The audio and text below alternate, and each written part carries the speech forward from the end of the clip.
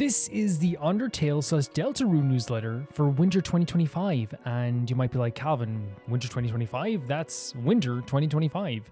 And yes, it is.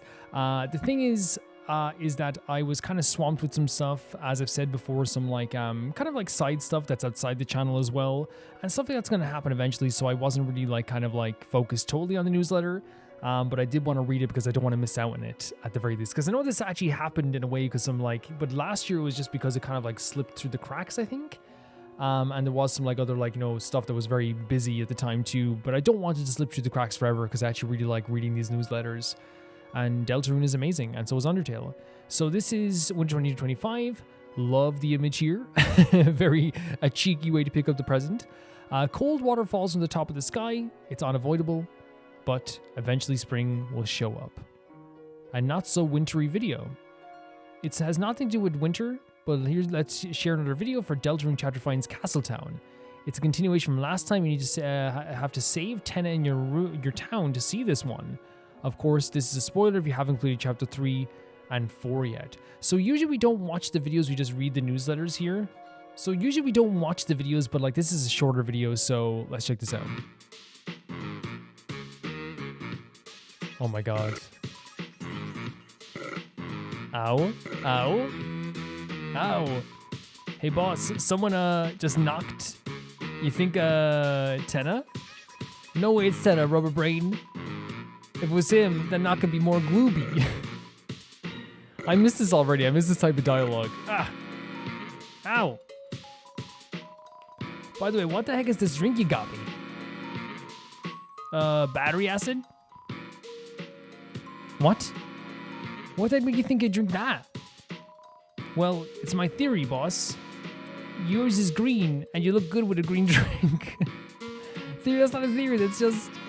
You think just because something looks cool, that makes it correct? Yeah.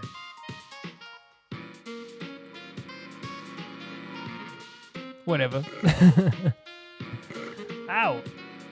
Ow, you keep saying ow, oh no. Okay, so that was the video there. So it's fun to see this stuff, and it actually makes me miss this world so much, it does.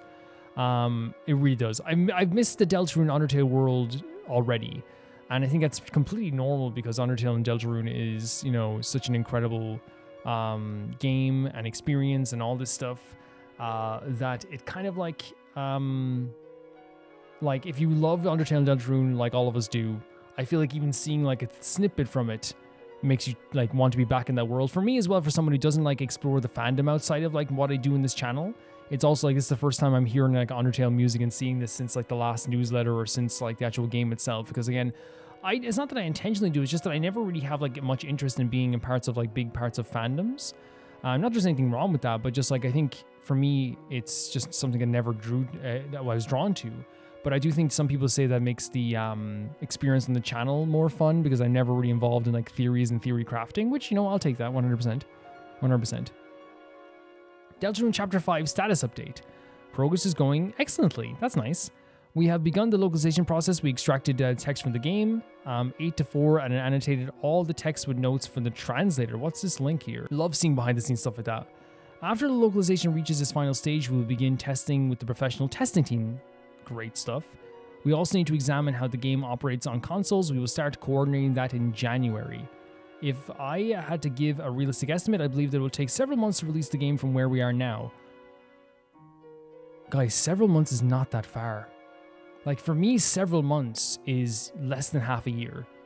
Cause if you're gonna say several months, if you're gonna say half a year, you'll say half a year. If you're going to say 8 months, I think you would say oh, it's going to take almost a year, right? 8 months is almost a year. Several months to me is at most 5.5. You know what I mean? That's my estimation of it. But maybe you guys have a different look at it too. But I think you just say oh, it might take half a year to finish it. But I don't think maybe he also doesn't want to give a definite timeline for that. But that'd be really cool if we got that this year as well. It feels crazy to me even say this, even though we're only 6 months ago, you guys had Chapter 1 and 2. But in a few months, much of the team will probably already focus their attention on Chapter 6. Again, it seems sooner than we think. I think Deltarune and Undertale might be sooner than we think. I think it might be before even June. It could be. Because they already started working on it already, right? A few more details. All the rooms in the game are more or less done. Fantastic. Oh my god, man. We might get this sooner. And again, I'm a big supporter of letting it cook. Let's wait. Let's let it breathe. Let's let it get what it needs to get, and then we can focus on whatever afterwards. So I'm not going to sit here and rush anything, but I also will get excited at the fact that like this is like, you know, getting good. Almost all of the scenes in the game are complete. A single-digit amount of them need visual polish. Most of the battles in the game are done, except for a couple of their unfinished battles functions from the beginning to end, but need adjustments to their pacing and bullet patterns to be considered complete. The game contains hours of fun, so it's going to be long. So my estimation actually is Chapter 5 could necessarily be... Because he says it's several months and like a lot of stuff is done, but there's still some stuff that needs like polish and some stuff that needs to be done in terms of like... more battles and also some more scenes. That means to me, I'm not a game developer, but like maybe you guys can give some insight to this too. I said it might be like 6 months or maybe even like, 5 months. It could be 7, right? Do you guys actually put your predictions in the comment section below? I want to hear it. For me, it's 7. For me, I'm saying 7. I think that's actually better, right? Because at first I thought maybe like several months might be different, but like he said a few months, so that to me says like less than half a year. So I'm thinking either it could be less than half a year, so I'm thinking 5 or 7 months. That's my prediction. The game contains hours of fun and musical tidbit. I looked through the soundtrack, and this is the only song that doesn't spoil anything. Most of the remaining shopkeepers in the game use this music, as well as everything about Chapter 5. Can we actually click on it? We can, okay. Oh. Okay. My weird rules. I'm sorry, I'm not going to listen to the music in full. I want to hear everything. Sorry there. I want to hear everything fully. He said it won't spoil something. I know it doesn't spoil anything in terms of story. But I want to hear the music for myself. You know what I mean? That's my whole thing. Chapter 3 and 4, look back. It's not very wintry, but since it's been around 6 months, is 6 months? Isn't it good that we take a look back on... You know, it has been 6 months, because I remember I was playing Deltarune in a heat wave. That's so weird how time has passed. Let's take a look at Chapter 3 and 4 and share our thoughts. Sure. Oh, it's an actual recap. Okay, so Chapter 3, love the image here. Absolutely gorgeous concept art. Chapter 3, like every other chapter, I started thinking of the ideas of around 2016. Jesus, man. The concept was as a break from regular formula, let's have a crazy board game like a Mario Party. Let's have a TV character who will be like a Mettaton. Ghost Trick was still rather fresh in my memory, and I really loved the 3D from that game. So I wanted to have a 3D character with the same kind of appeal. Around the time I bought a Kinect and tried to do motion capture, thinking I could combine it with the Miku Miku dance to create a crazy dancing 3D TV character inspired by Mr. TV Dinner. I composed the music for TV World in 2015. By the way, this is really awesome. Seeing the inspiration that he takes from, seeing where his creative juices are flowing, like he was looking at it kind of like, oh, I could definitely create a... I could use like to connect. I was basing it on something I already was playing, because that's the thing sometimes people do all the time with stuff, is where people nowadays, especially online, will go like, doesn't this seem a lot like this? And it's like, so many artists take inspiration from other artists. They really do. I composed the music for TV World in 2015. Yeah, I think it's normal, by the way, as I said here, to take inspiration from other things. I think it's totally natural to watch other things and then adapt it to your own stuff and make it your own. And take the spirit of some things. Well, not taking it one-to-one, but taking the spirit of some things. And I think that makes a real creative process even better, in my opinion. Yeah. I composed the music for TV World in 2015. I used the project files for Mettaton's battle theme as a base, closer to release. I modified it to add the theme from the hip-hop Green Room. Okay. I had started composing a totally different concept for TV World in 2018.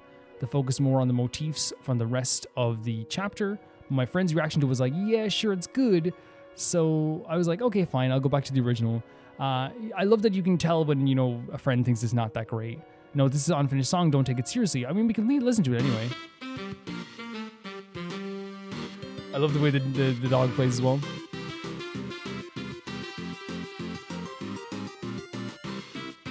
It reminds me of like a Game Boy game or like a DS game or something. Like a Yu-Gi-Oh! DS game. You know the Yu-Gi-Oh! DS games or Game Boy games you play? This feels like you're walking through the city in like one of those games.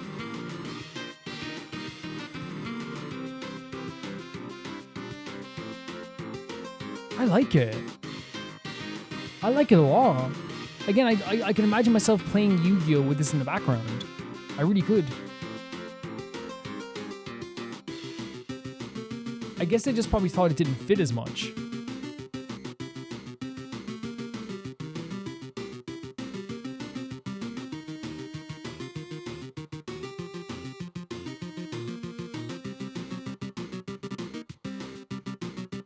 Yeah, I totally get that. I totally get even though a song sounds good and like thinking it maybe doesn't fit fully is probably a thing that probably comes into your mind with this stuff as well, doesn't it?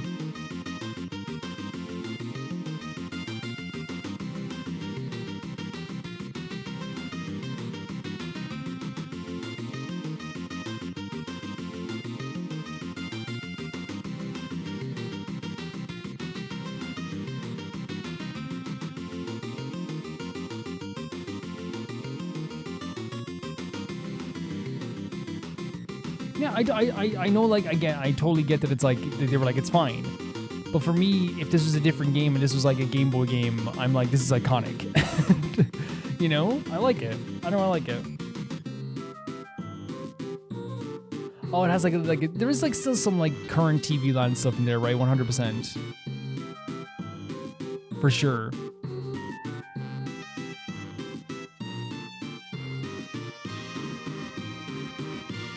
I like it. I like it a lot. It just goes to show how much perfectionist Toby is. Yeah. It just goes to show how creative he is and how much he wants things to be really, really good, because to me, like, anyone else I feel like would have been like, that's fine, you know? I drew 10 in 2017 before that point. His name was TV Guy. So here's the image here. Very cool stuff. Love seeing concept art. Oh, that's so sick.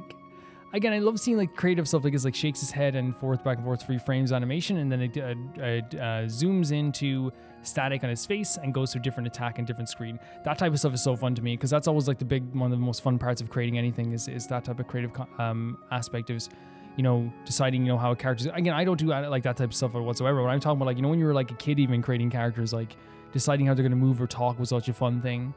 And this, he's doing it for a full game. Concept art Toady, I actually asked Canotons to make 3D make them 3D first. I don't think we actually have any files from this anymore. Gigi drew a turnaround based on my concept art that helps serve as a base for the pixel art 3D model. It looks good. Yeah, love the pencil, well, the pen drawings here, it's almost like as well. Concept art there as well. The word art was put together by Audrey Weiner and animated by Everdead. The concept of the character that speaks with word art was inspired by P.T. Bridgeport from a comic, Pogo. Gorgeous colors, aren't they? But you can kind of see where, like, this is all the way back in 2017. Like, the creative juices were flowing, from my friends. Like, and the idea that, like, you know, and again, this is what creative processes are like. There's so many, you know, like, for example, like, there's so many games we play where, like, we're like, in trends where they try to follow a trend, but since the games take so long to make, the trend kind of like passes them by sometimes. And I've heard interviews from developers that are like, we spend 6 years making a game that is like a popular trend at the moment. The example I think was like, you know, Guitar Hero. I think the developers of Guitar Hero were told to develop like 10 Guitar Hero games at one time. So by the time they got to the 10th game, Guitar Hero was becoming less and less popular. So then the developers of the 10th game are like, Jesus, we're going to be effed here. You know what I mean? And it's like sometimes games take so long, like you're worried that people even care about them. But of course, like people still will always care about Undertale and Deltarune. It's eternal. Completing the graphics was time consuming, but it was really a massive hurdle. It wasn't really a massive hurdle. If there was any hurdle in the chapter, it would have been the gameplay. Let's check this out. Oh, this looks so good. It's like the map. Really, really fun to see. I went through multiple iterations of different ideas for tennis boards. Originally, I wanted to be like Mario Party or Black Base from Gunstar Heroes. Then I realized creating that would not only be inefficient, but also result in a lack of exploration during the chapter. So then we switched to having Super Mario Bros. 3 style overworld that contained many, many Zelda style maps. I noticed that as well. I think I said that as I was playing. I think most people did. It was like a Zelda style map. But then I decided it would be best if everyone just gone by a big map combined together. To me, like is he saying you switched to having Super Mario 3 then, so he didn't originally keep the Zelda, but he did really, didn't he? Maybe I'm just wrong. Maybe my insertion was wrong. When I played it, I felt very Zelda-like. I felt like it was very Zelda-like still, but maybe the inspiration is still there 100%. But yeah, I felt like when I was playing it felt like an old Zelda game or an old Game Boy game in some ways. I think you'll find me saying that in the old video. Then we also had to create mini games. I seriously underestimated how much effort and direction they would require. I think the end result is pretty fun, but I don't think I would have bit off so much if I knew how challenging the time-consuming they would be. Yeah, I think it's probably like one of those like, what, you know when people say your eyes are bigger than your belly? I wonder if there's like for like something like this, it's like your creative vision is bigger than your what you can actually like. Now he handled it in the end, but I'm saying like his team handled it in the end. But like it's one of those things where like you don't realize how tough it's going to be until you get into it, I guess. Because the chapter was made up of many disparate parts, minigames, boards, scenes, all these being created independently. It was very hard to figure out the pacing until nearly everything had been put together. After that, it became clear, and there was a pacing problem. I love hearing the mistakes that they make. I love hearing that they had issues during the development as well. It makes it like you feel very like relatable, but also doesn't make, you know, like I think that's one of the things that's great about Toby. He doesn't like shy away from showing that there was a lot of issues at the time of development, because I think nowadays with like a lot of developers, they don't like showing the difficult aspects of it, because whenever you see a developer video, all you see is them doing like, here's me drawing the character and I did it so good, you know. It's like, no, but like show me the parts where like you messed up, show me the parts where like you couldn't figure out something. And I love Toby describing this stuff. This is the original project scope of the game before anything. Board Game 1, Cooking Game, Board Game 2, Rhythm Game, Board Game 3, Suzella and Cowboy, Board Game 4, and TV World. At the time, I'd assumed that the boards would have been much quicker experiences, only City Board would have been larger, with one minigame within each half of the city. Completing both games would allow you to go to the TV tower, which would be Trigger, a sequence which ultimately brings you to Board 4. There was no S rank in the room in the original concept. After programming most of the game, this is what we had to come up with. So this is the actual idea. So it was Zelda style. Okay. So I actually like thought that they said that they changed the Zelda style, because then I felt kind of silly. But I think we all got that inspiration for the Zelda style. But yeah, I'll let you take a look at this as well. It's kind of the order that they went and did everything in as well, which is really, really cool. But yeah, it makes sense. And honestly, I felt the game was like paced very well. I think that the chapter 3 and 4 is one of my favorite experiences I've ever had with a video game in general. Like playing through the game was an experience. It was a time that I wish I could do again all over again. It was so amazing. The pacing was fantastic. We actually created a third board, but we tried making it short because the game was dragging on a bit with no typical DR gameplay. So direct gameplay? Oh, this is the third board, is it? Oh, interesting. Okay. It's cool seeing this. Because of that, we also added an overworld area in between half of the board 3. The backstage area was made of wood and heavily featured a sneaking mechanic, but this is also where you originally fought Rules Card as well. Here's some more images.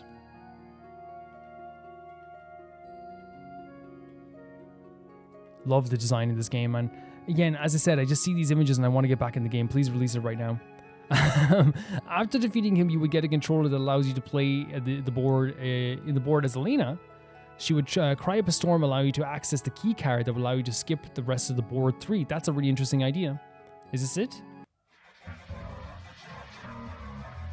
Oh yeah, it's like filling up the water here. That's really cool. It's a very old style mechanic, an old style puzzle. Personally, I came from playing games as a kid as like Resident Evil and other like that game was like really heavily focused on puzzles, and sometimes the puzzles would have been crazy, but I always love those type of crazy puzzles from games where it's like, you know, play the piano to unlock the door, you know, fill up the jug with water and then that will balance out this to make sure the pool fills up with poison. You know, that type of stuff is always like really, really fun to me, honestly. I love that type of stuff. Despite trying to add the backstage as a breath of fresh air, though, it just made the game drag even more. Watching friends play this version, everyone was kind of getting tired after board 2, so we realized I had to cut it down. So this is the actual final thing. This is what we had in the final version of the game. Okay. My bad for reading it as this then. I thought this meant it was final, but no. But that's my fault for not reading it, I suppose, because again, it does seem very long. But I didn't read it not because I was like, I'm not interested, because I was just like, oh, we went through this, didn't we? You know? And this is the final one, which is the Zelda style. Cooking game, green room ones. Yeah, S-rank room, board game. Yeah, I can even see here now it's paced even better on text, even in writing. It's like, it's not daunting whatsoever, right? You know, green room, S room, TV puzzles. Yeah, it makes so much sense. That makes so much sense. Ultimately, Board 3 was cut out. Only a remnant of it exists in S rank. Isn't it better anyway? The Suzela game was made optional, and the actually enjoyable parts of the backstage were absorbed into TV world. Some people are of the opinion that having more things is always better. I disagree as well. But when you think about the entire game with all of its chapters and its overall experience, you really don't want any chapter to bog it all down. I agree so much.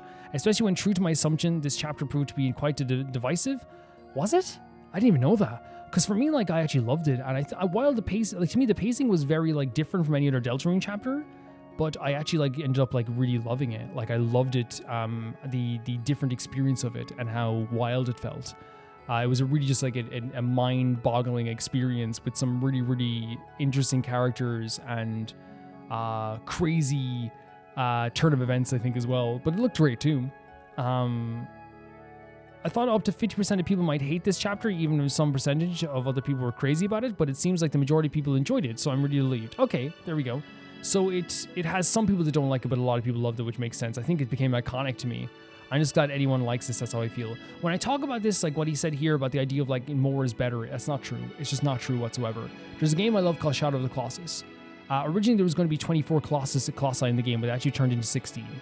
The game is perfect. The game is absolutely perfect. If you've ever played Shadow of the Colossus, it is the most perfect game to me in creation. It is incredible from start to finish. There's not a moment at a place. There's not a location that looks bad. It's all incredible.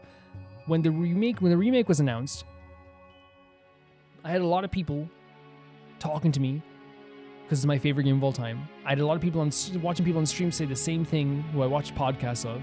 A lot of people were like, I want the other Colossi added into the game. I would love to see the 8 other Colossi added to the game. And my answer was like, I remember I even got like, one of my friends was like, dude, like you love Shadow of the Colossus. You're telling me you wouldn't want more Shadow of the Colossus? And the issue is not that like I don't love Shadow of the Colossus. It's that this perfect game that's perfectly paced, that has so many amazing things about it, I worry that it would become a drag for some people. I worry, while I would fight those Colossi and be like, oh my god, this is so cool, I worry that like you changing a game for the sake of just doing more would make the game not as good. And you could say, well, the creator originally wanted those other 8 Colossi in the game. Well, here's my thing. Sometimes a creator creates something, and maybe you guys agree, and it's sometimes some stuff is cut and it gets very upsetting and it's like that shouldn't have been cut. But sometimes stuff is cut and it becomes better. And even Toby would probably acknowledge this too. The reason why he hired a team and a producer is because he was having a hard time keeping on date, because he was like, not knowing when to like move on to something else or try to something else or do something else. Because as a creative, I'm sure that you're probably like all the time being like if you're someone who's creative, I'm not saying I am, I'm saying if you're someone who's creative, you're probably all the time being like, oh, I can do this, I can do that. But if you had someone who was there with you being like, oh, we should cut that, we should do this, we do that. While you may feel like you're, in a lot of cases, I want to say this right now, there's a lot of directors and writers and video game developers who have their vision stifled all the time. It happens all the time. But sometimes it can actually be a thing where a producer's not trying to stifle you, they can actually make a game more digestible. And the sense of Shadow of the Colossus, the game was perfect. Now, you could say, well, Calvin, you don't know if the game would have been better with the other 8 Colossus. I don't. But from my perception, my favorite game of all time is my favorite for a reason. I wouldn't want it to be bogged down with other things. Yes, I would play it and I would love those other Colossi, but I wouldn't want it to be bogged down. Chapter 4. Chapter 4 was much easier to make. That's nice to know. Some great locations here too. It's crazy we got both these chapters at the same time. Look at this concept art for this as well. Oh, he's awesome. Gerson. Oh, dear, look at that. Beautiful concept art, isn't it? Absolutely stunning. Stunning stuff.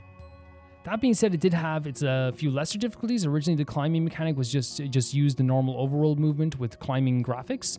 The result felt mushy, so programming a new climbing system myself, this is one of my only things I got to program, so I get to point it out. Another change involved the layout of the Dark Sanctuary. Originally, I wanted to create a giant non-linear interconnected dungeon, kind of like something from Zelda.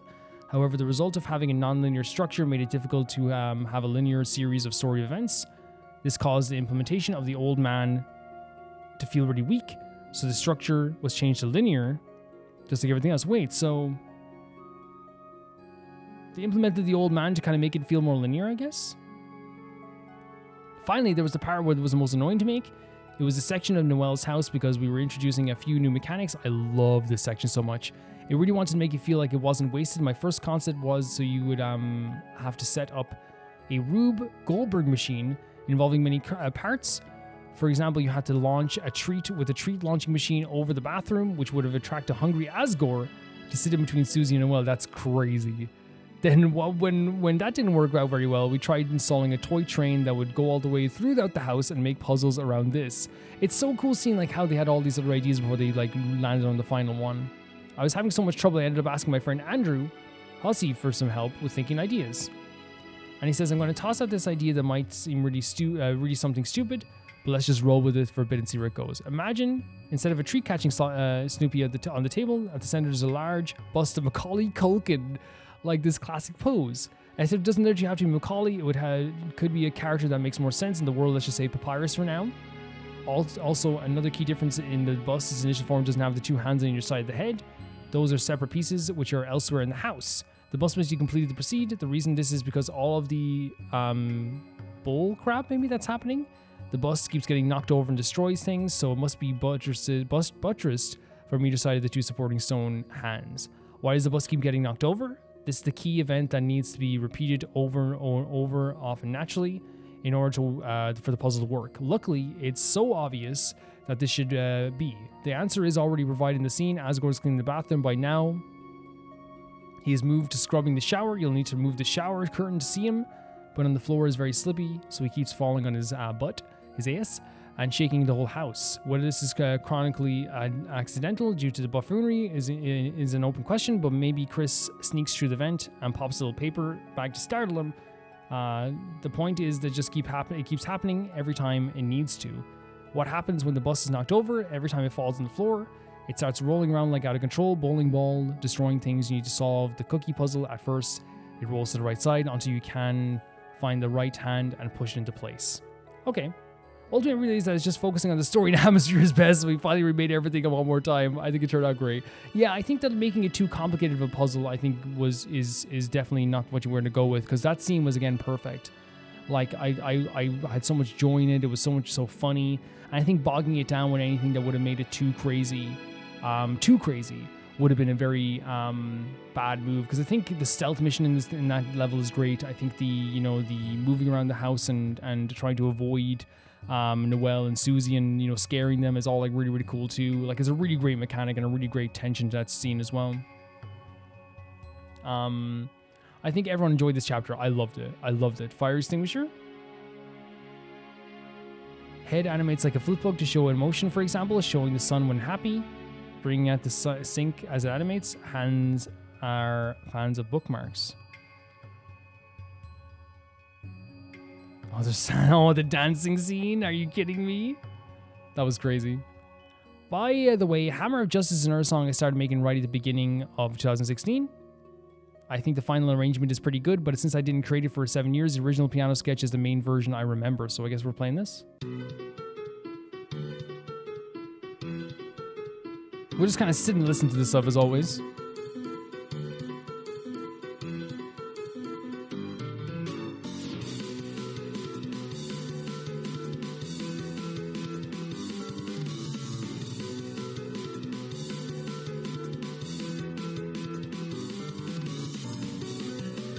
It's gorgeous, isn't it?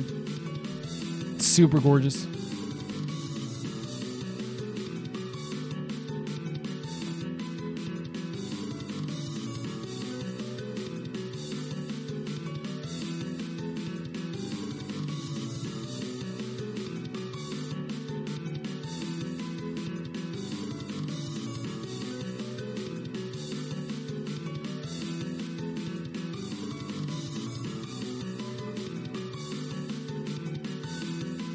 It's so like beautiful, dramatic, and it's gorgeous. It's so gorgeous. It's so beautiful and dramatic.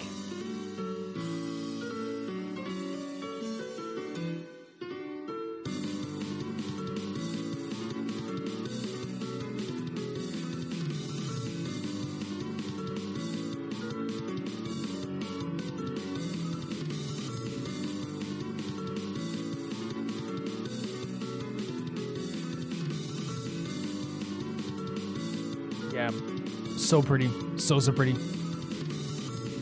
Yeah, I love hearing that stuff. I love the way they stop playing. The main team breakdown. I feel like the credits aren't clear enough, so let's talk about the main team a bit.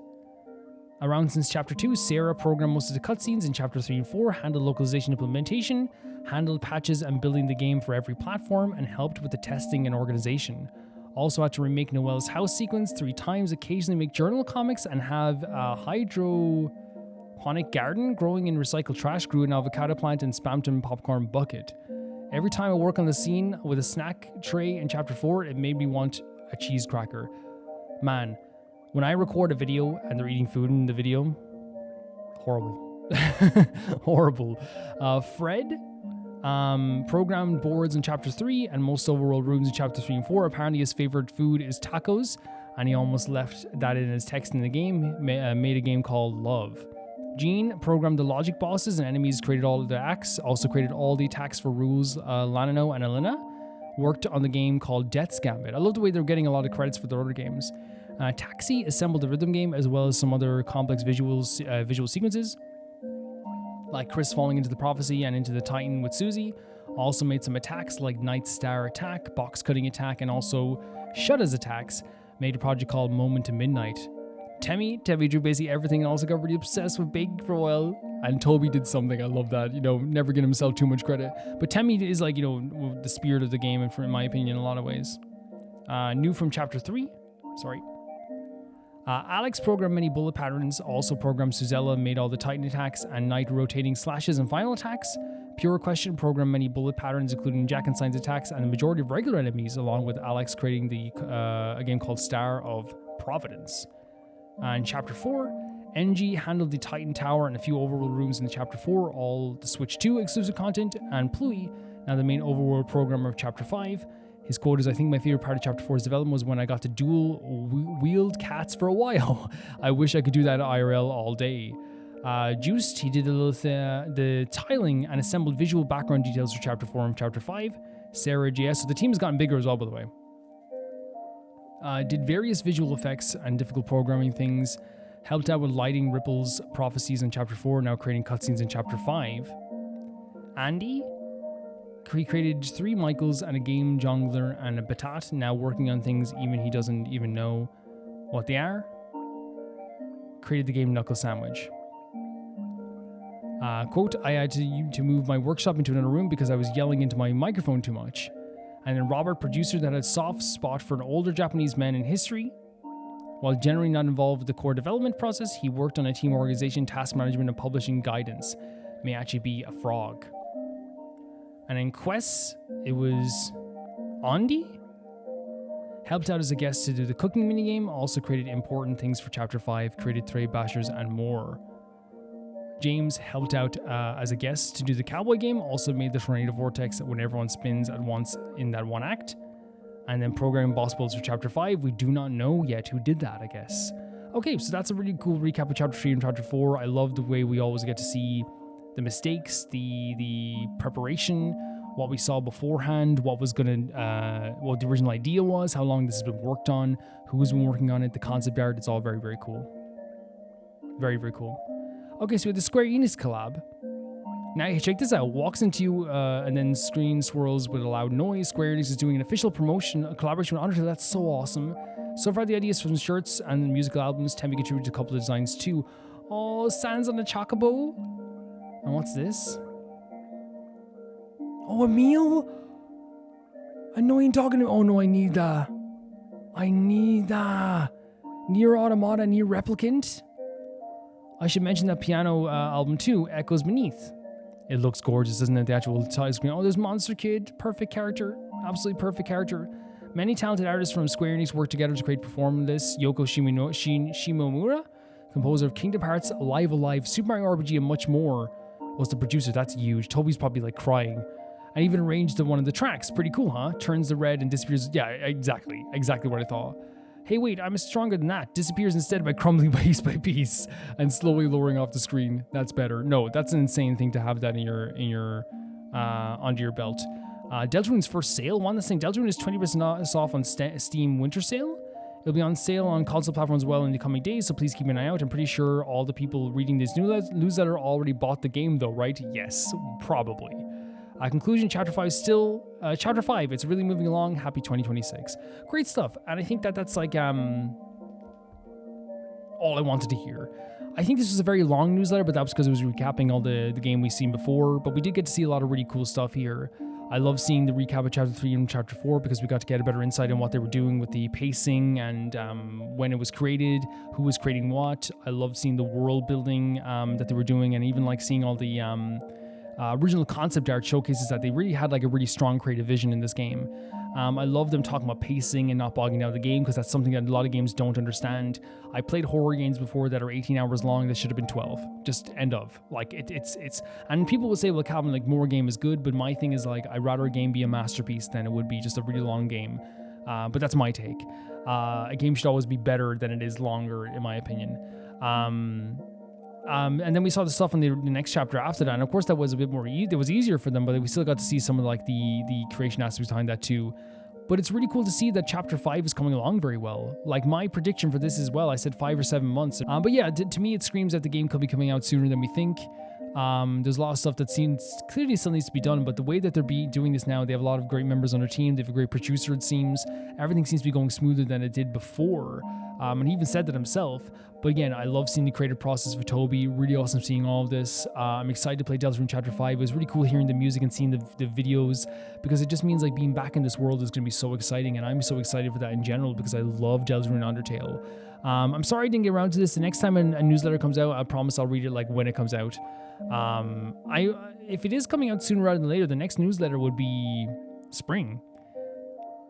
But I don't think it'd have the date in it. I think the summer one would have the date in it if that's the case. Maybe it'll be the spring one would have the date in it. But usually it would get announced in like a Nintendo Direct or something like that as well. We'll see. We'll see exactly how that goes. But yeah, love seeing the creative process, love seeing the art, love Toby giving attention to detail with this stuff too. I love him like, showing the cracks in the process and all how hard it can be, and also showing us some cool behind the scenes stuff too. This is really cool to see. I'm excited to see more of this. Thank you guys for watching this video, and I will say thank you so much to the patrons at the highest tier of my YouTube, that being Ty502, Jamie Bull, Janet the Banana, The Ghost of Mizuma, Felicity Felix, Yuld, Anustar, Assassin, True Peanut Butter, Peter Shelson, Liam, High Kasperian, Jared Beanham, Neo Showerite, and the highest tier of my YouTube, Roll7, Blasco, and Dusanagi. See you guys soon. Bye bye.